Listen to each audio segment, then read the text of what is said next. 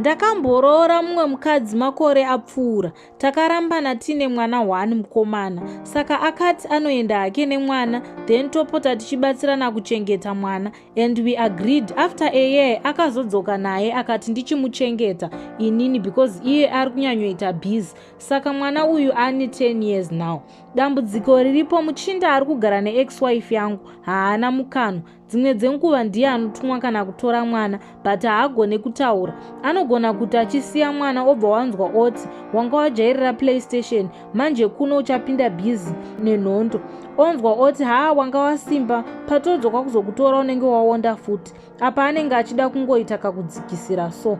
Kaye, last time akauya kuzotora mwana, ndobva atiwana ini ndine friend yangu tichimwa doro. Obva ati doro ramunomwa iri rinoitisa nyongo, dai muine mari muchimwa malight beer, but anodhura manje. Apa asina kana kumboti mhoresa kana.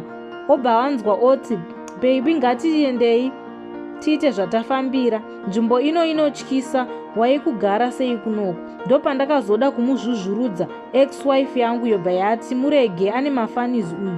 Saka ndakatoudza ex-wife yangu kuti usatuma chikomba chako kuzotora mwana, kana ukatuma iye handimupe. Tsvaga mumwe munhu wokutuma kana kuti unouya wega iwewe, because akaramba achituma chikomba chake ndichagona kuchirova vanhu vakazoti tiri kurwira mukadzi.